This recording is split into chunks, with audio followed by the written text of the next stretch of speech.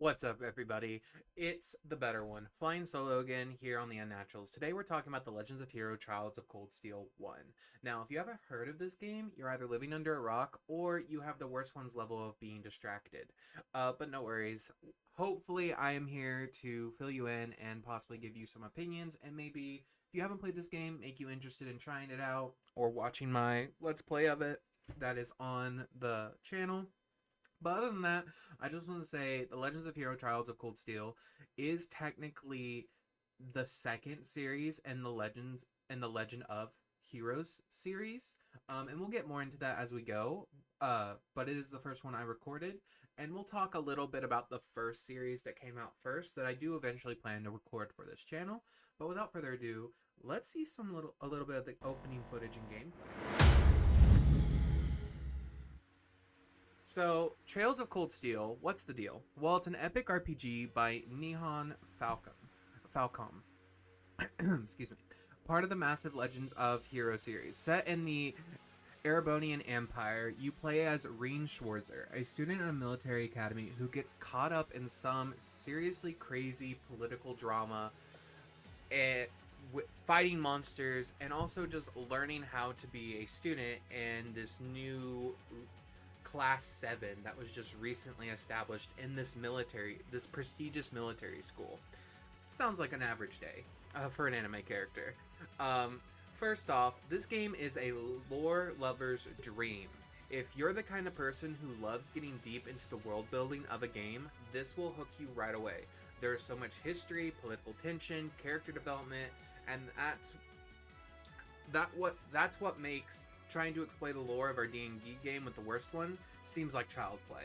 The amount of attention to detail, everything you read in this game has some type of possibility or probability affecting the storyline, or possibly even coming up in a later storyline. It's insane. Like, all the news articles that are just side objectives that you can collect, you literally can read those and they give you actually decent information, and all the subplots have interesting information. That's why it's recommended to play the game more than once, so you can unlock all the characters' bond points, and when you bond with characters, a whole bunch of stuff like that.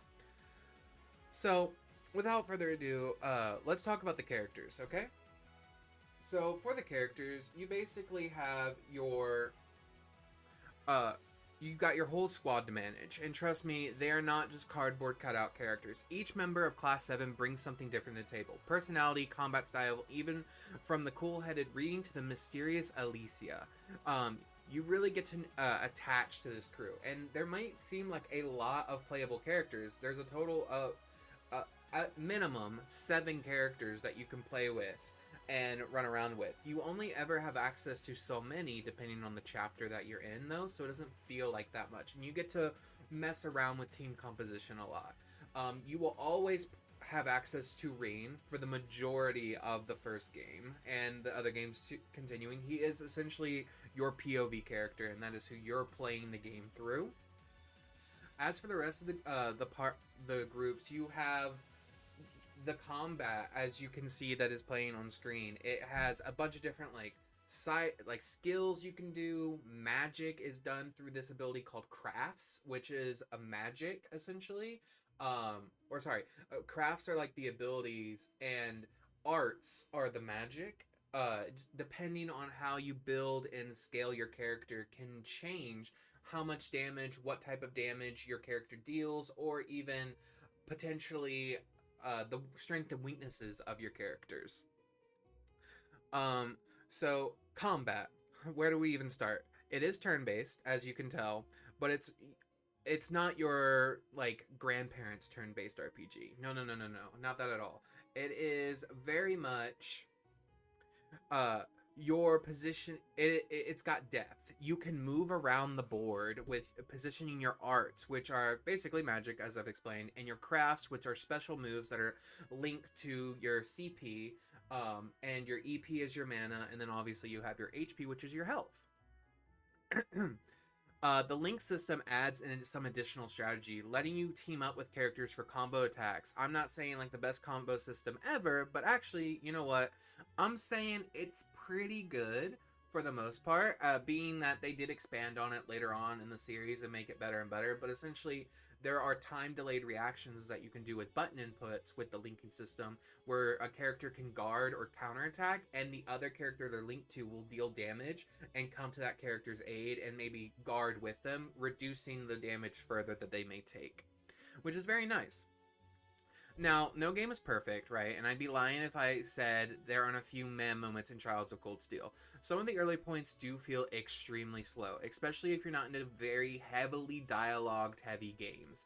And sometimes it feels like you're in class more than in battle, which, while cool for the story, may not be good for everybody. So, as much fun as the combat is, and as much fun as it looks, and everything, and I could just quote the combat all day, this game relies heavily on storytelling. So, just for instance, if we were